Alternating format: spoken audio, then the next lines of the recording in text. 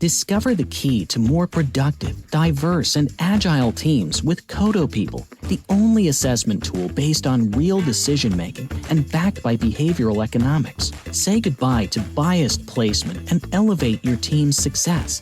Welcome to the unbiased world with Kodo People.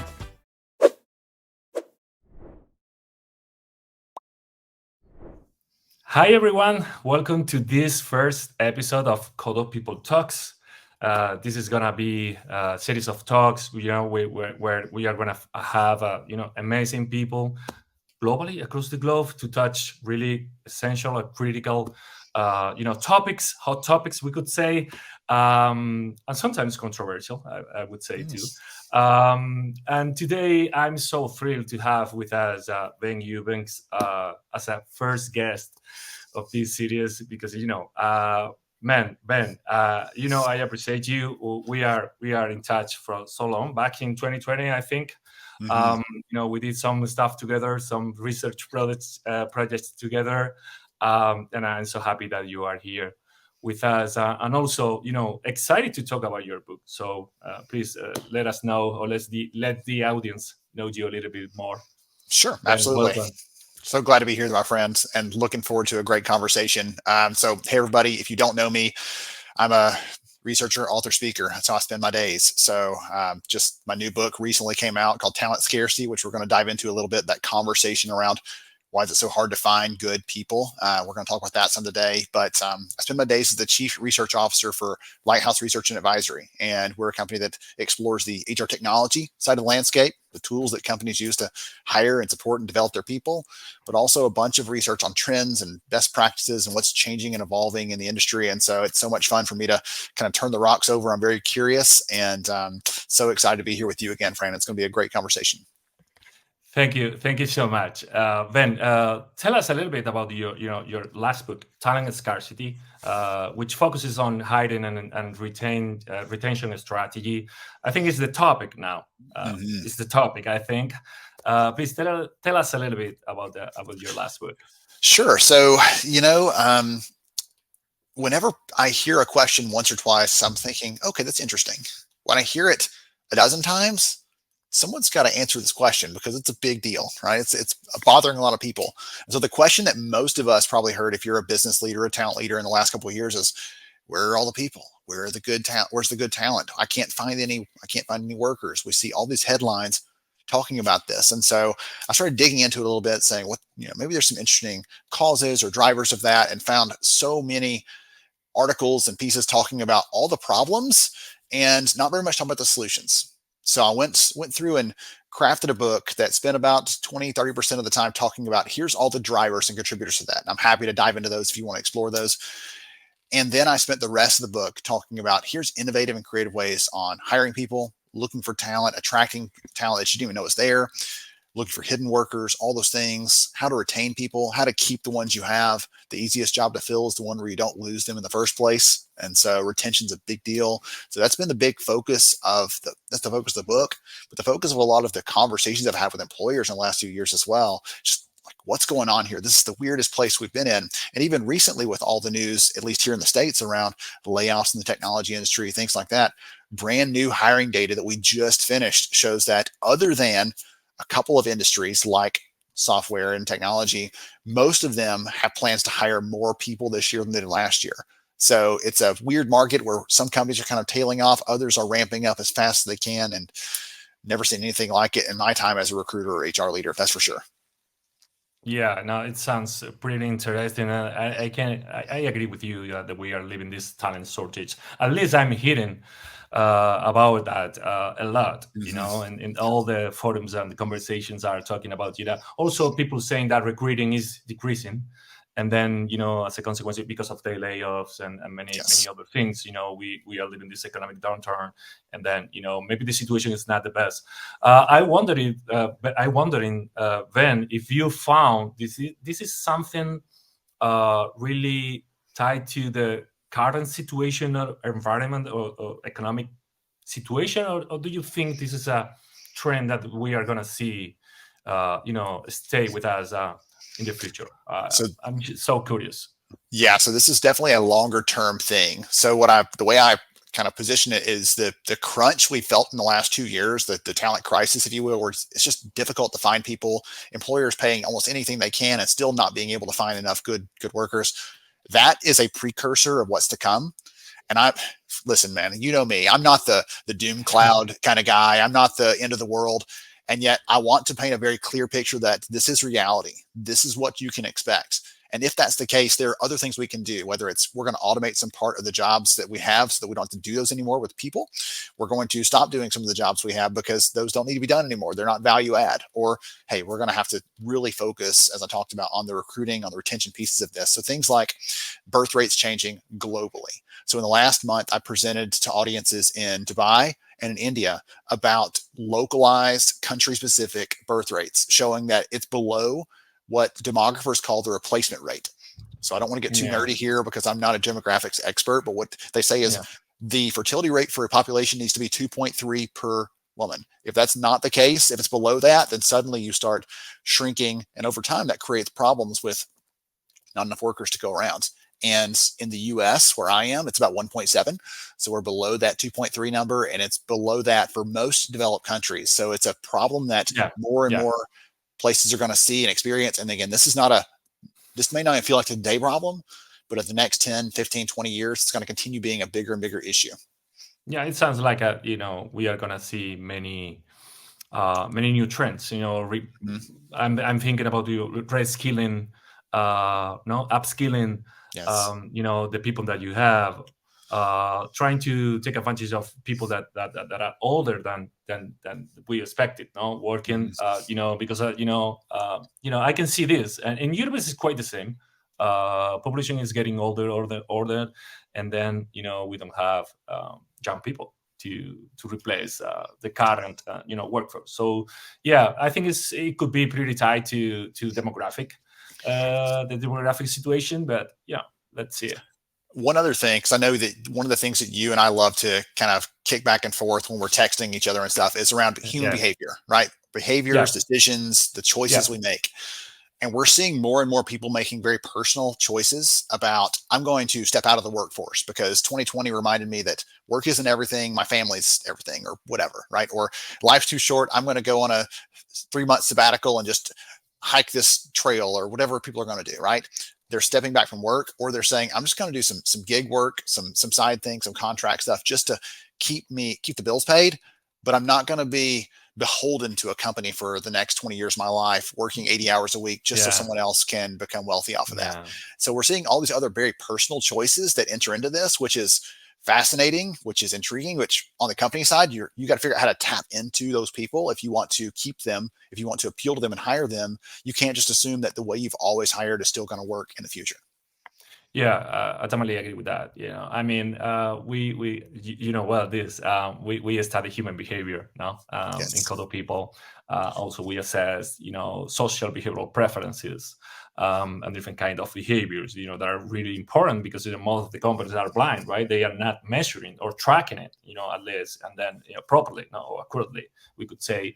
It sounds, listening to you, it sounds that the people are starting to be less risk averse, right? Mm-hmm. Making own decisions, I'm going to step out of the workforce, or I'm going to try this new thing. I'm going to travel to other countries, trying to work remotely, whatever, assuming risks, right? And then, and short-term oriented also. So it's like a trade-off there. People, changing the way they understand life, right? Or at least the way we work.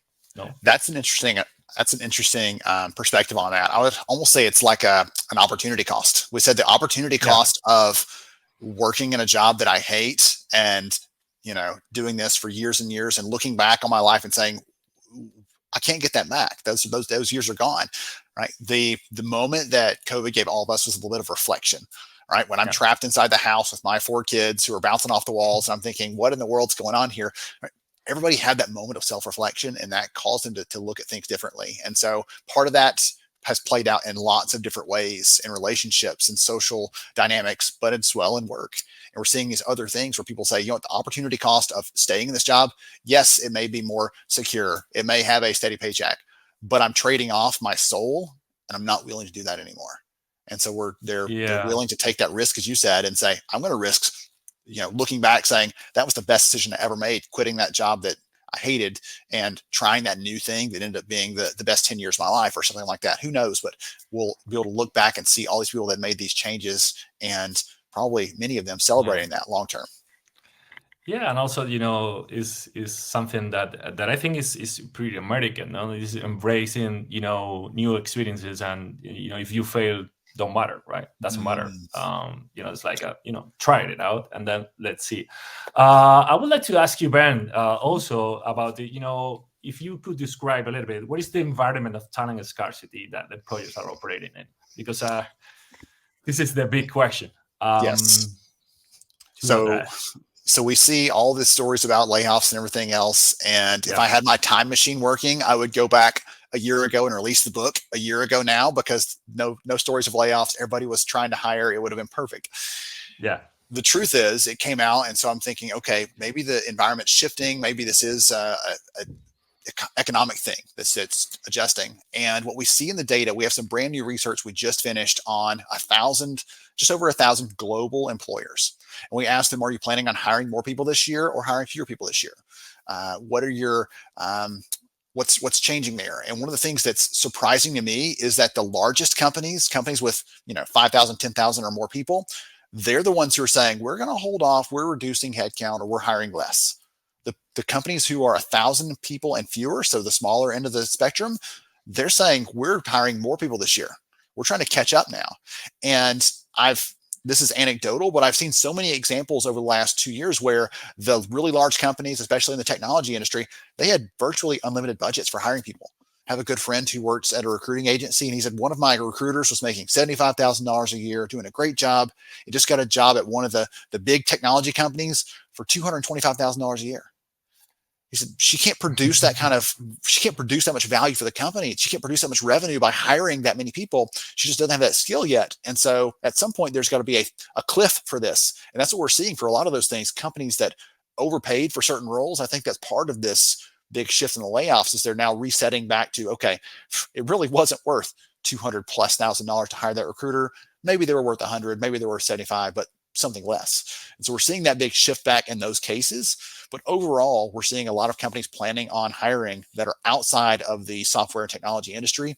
Those companies are planning on hiring, especially at the small and mid-size end of the market. They're going full speed ahead as fast as possible. Yeah.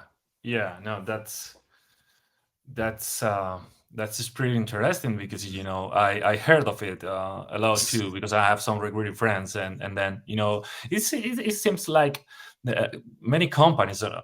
We can talk about big corporates, right, or 5,000 or whatever.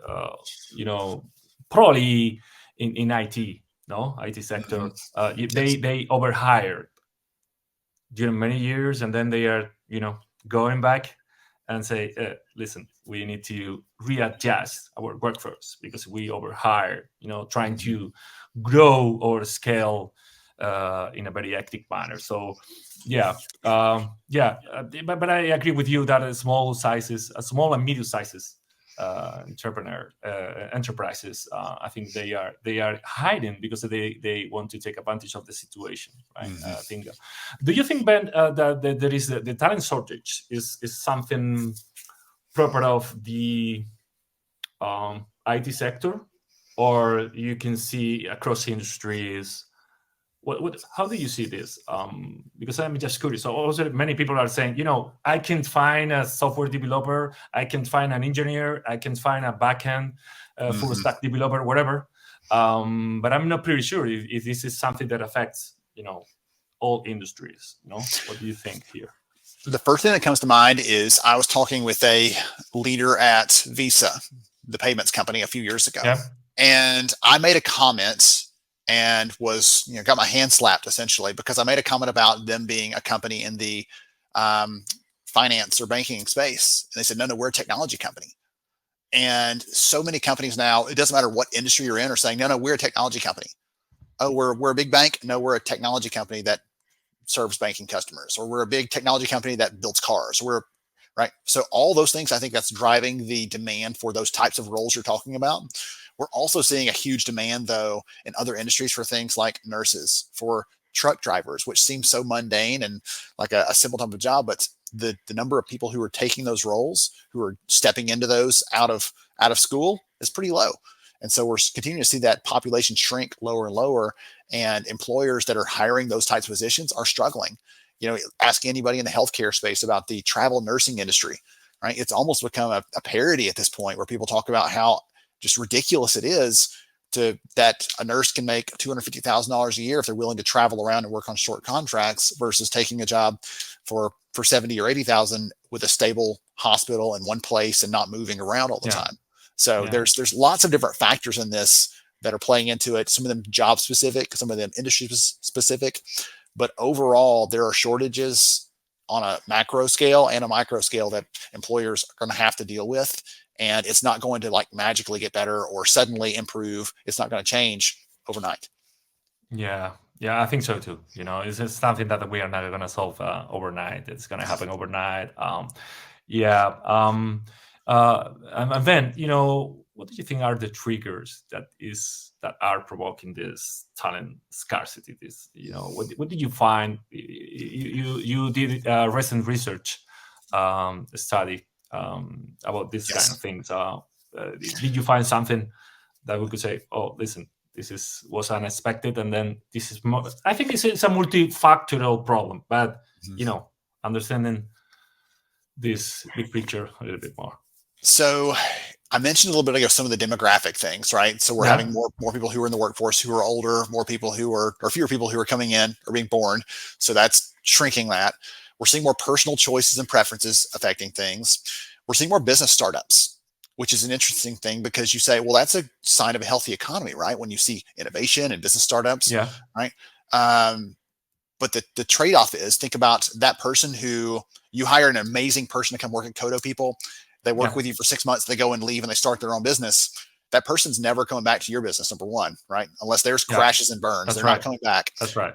And once they become successful, they start hiring from that same talent pool you were hiring from. So they're creating more competition. What's interesting is, going back to your risk averse comment, which was very, very intuitive, when we look back at the data on new business starts here in the States, the month that COVID hit, the number of new business starts took off. And for the succeeding year or two, the number of business starts was off the charts.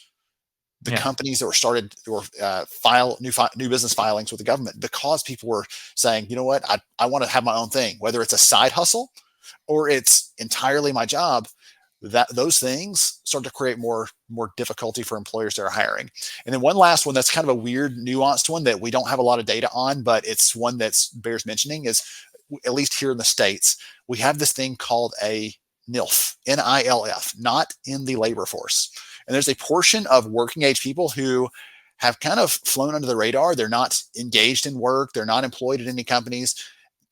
But also the government doesn't understand what they're doing either. They don't have any idea why they're not working. They don't have it. They're not limited by a disability or something else. There's nothing holding them back by all outside appearances, and yet they're not actively engaged in work. And so because of those things, the government doesn't even know how to classify them, other than, well, they're not in labor force. That's what we'll call them.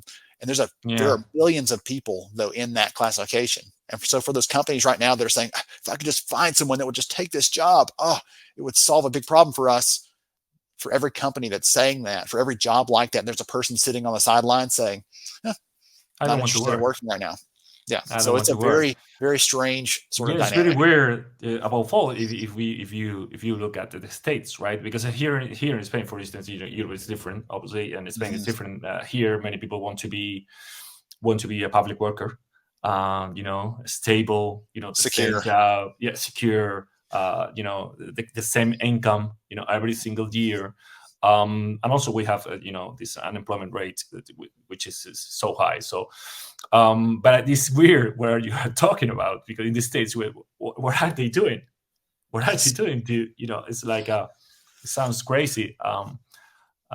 Let's see if this tendency is gonna change, in the near future. But one of the things that some of the researchers that have started looking into that a little bit, they've done a little bit of time use surveys with those people. Again, we're going like way back in the nerd stuff here, right? But they're doing time use studies to figure out, hour by hour, what are these people spending their time doing if they are not actively working? And the amount of screen time and time dedicated to leisure is off the charts compared to someone like you or like me that's actually working in a job, whether it's our own job or our own company. The numbers are radically different in terms of their leisure time, their screen time, the time they're just doing nothing, essentially, which is, again, a very weird sort of conundrum when you have companies saying, we'll pay more. Like they're putting billboards up saying, we'll pay this much money if you just show up. And still, we're having this dynamic where some people are unwilling to go to work. Let's see the future how looks like. Do you think, Ben, that you were mentioning startups, new companies, growing out of the chart, and do you think that the ways these companies are working, mainly remotely or distributed, with a lot of flexibility, there is this trend, 4 days a week, trend, right?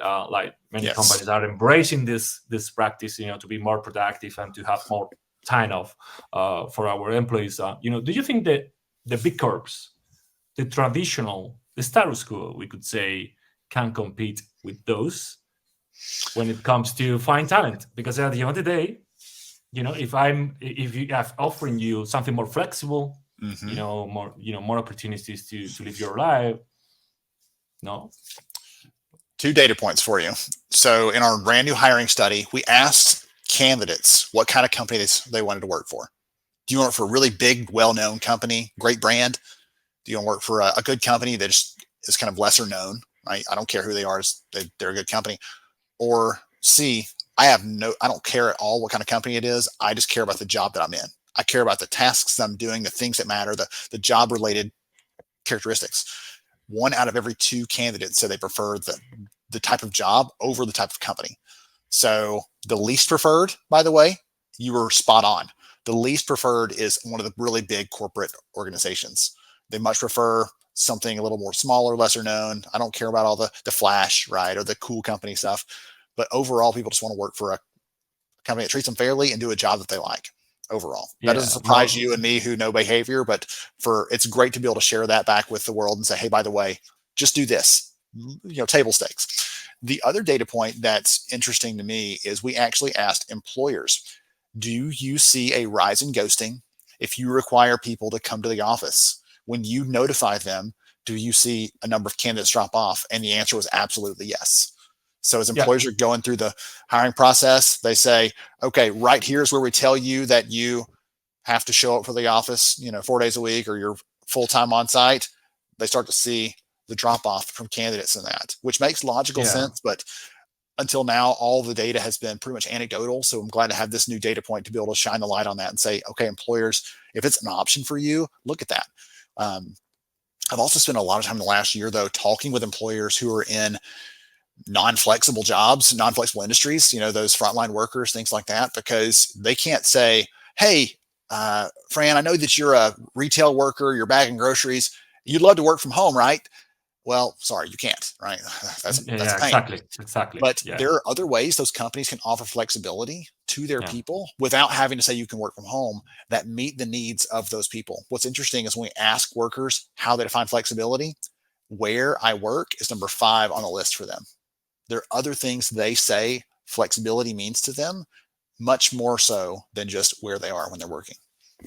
Yeah, and it resonates a lot with me, because for me, flexibility is the first, right? It's the first thing, being able to be productive, perform well, but also having the flexibility to make your own decisions and to be able to adjust, find this work-life balance, right? That is so complicated sometimes when you have many things to do and you are involved in many initiatives, like you and me, for instance. It's really difficult to find this work-life balance. But if you don't have flexibility, you are not able to do it. So I can imagine that when a huge bank or a big corp like Twitter or whatever Twitter with the great Elon, this controversial thing, saying, hey, listen, everybody is gonna back to the office.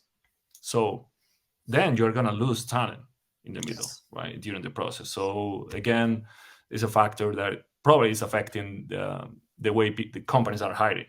No, because I would agree.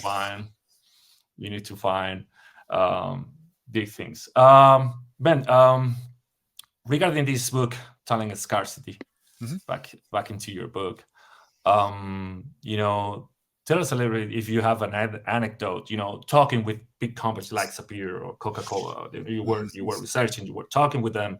Did you find something that you said, "Oh, wow, this is a good thing. This is shedding light on the big issue that we are trying to address."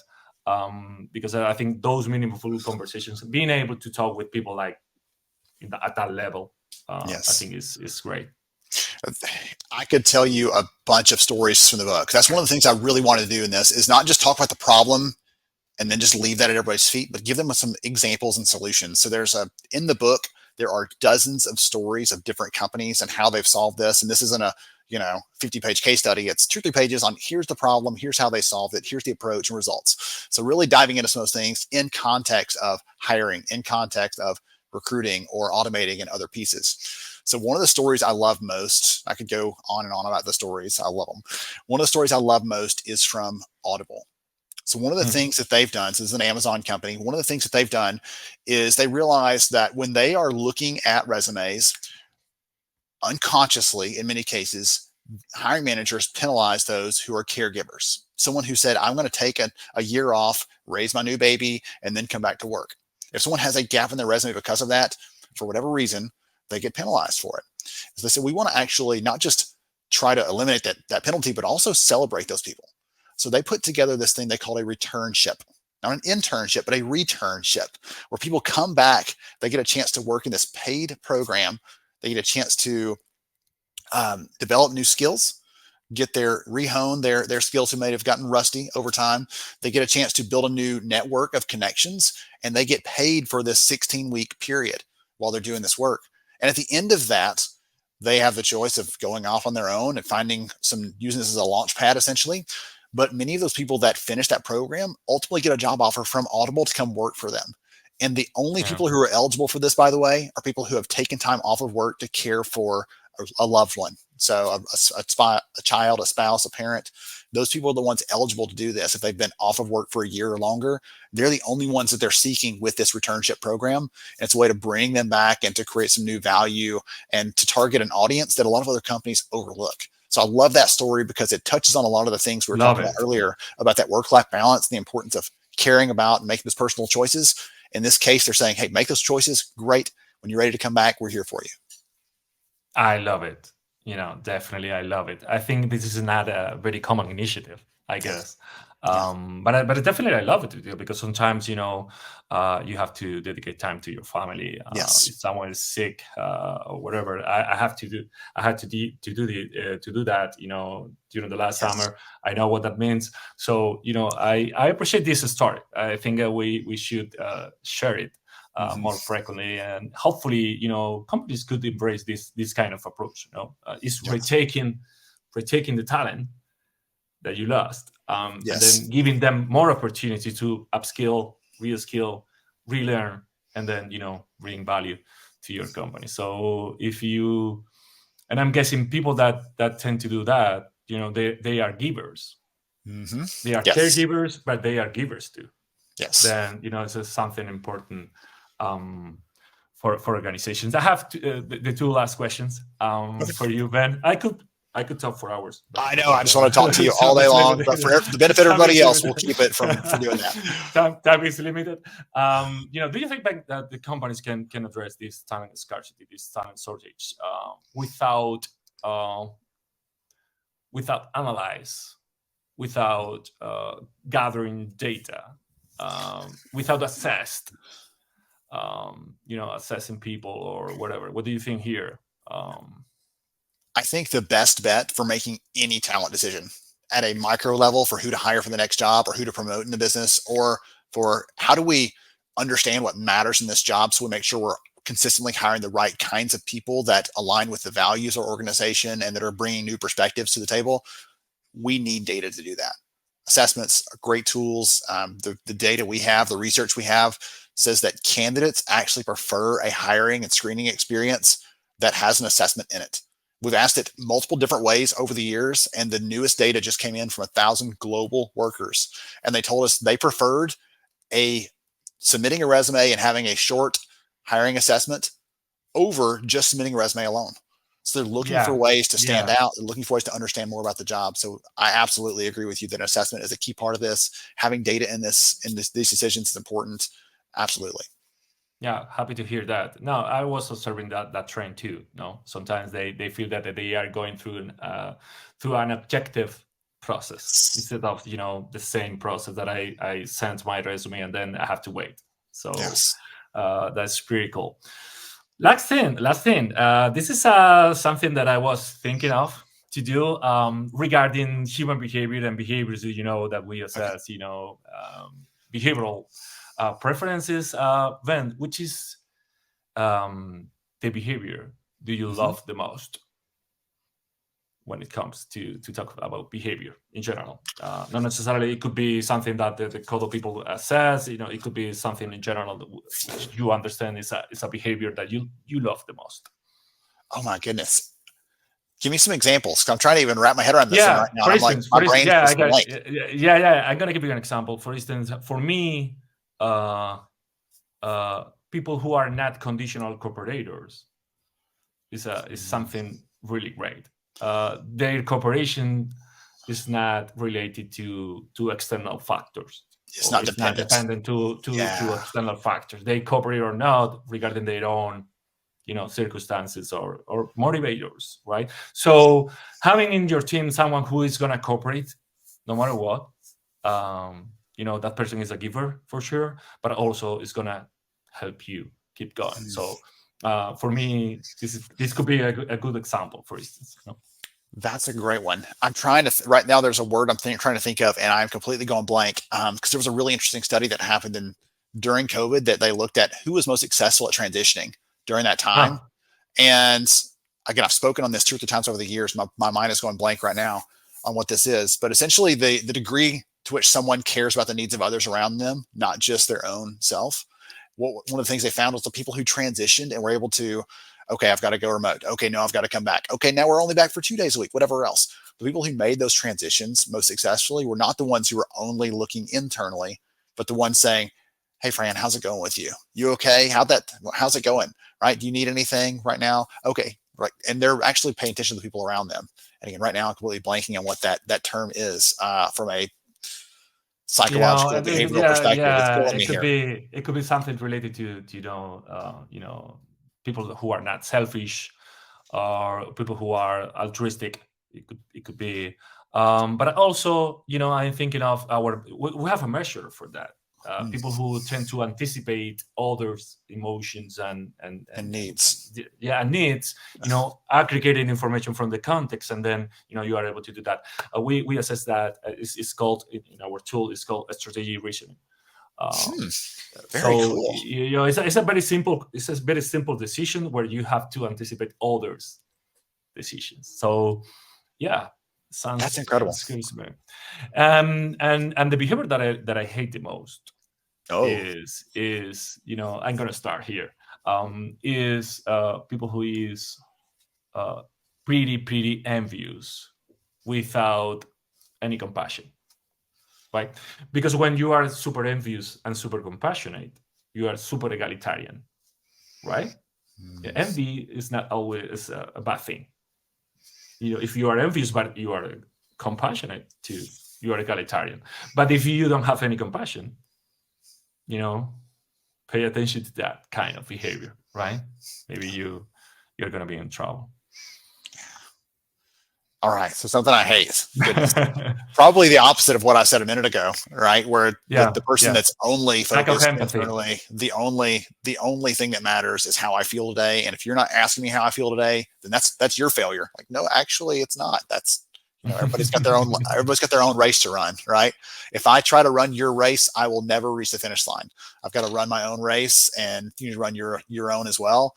And so the people that are only focused on caring about themselves and don't matter, no one else matters, and whatever, everybody doesn't focus on you. It's okay. So narcissism maybe, or whatever else, I don't know, but there's some fun stuff in that's the behavior that gets me, just because when it comes to any research, but experiences we've had in the workplace, the people who succeed are the ones who don't only care about themselves. And yet you Yeah. still run across the ones that for whatever reason are only focused on what they need, what their needs are, what their priorities are, to the detriment of everybody else. And you can get by with that for a little while, but long Yeah. term, it's going to burn every bridge, ruin every relationship, and you're going to be stranded on an island by yourself, essentially. Exactly. 100% agree with you, Ben. I love it. I love your answer. It's time to wrap up. Thank you, Ben, again, for being here with us in this first episode. Tell us where do we buy your book? Where we can find your book? So you can get the first chapter of the book for free. Some of the stuff we talked about today is in there. So if you want to go deeper there, it's talentscarcity.com. You can check that out. Okay. That's the place to get all the information on that and find out more about some of the other work that I'm doing in research. Okay, thank you. And to the audience, if you haven't bought the Ben's book, latest book, still haven't bought Ben's latest book, please do it. You are gonna find many gold nuggets there, and touching a very controversial topic, which is talent scarcity, talent shortage. Hi, bye everybody, and see you next time. Glad to have you here, Ben. See you.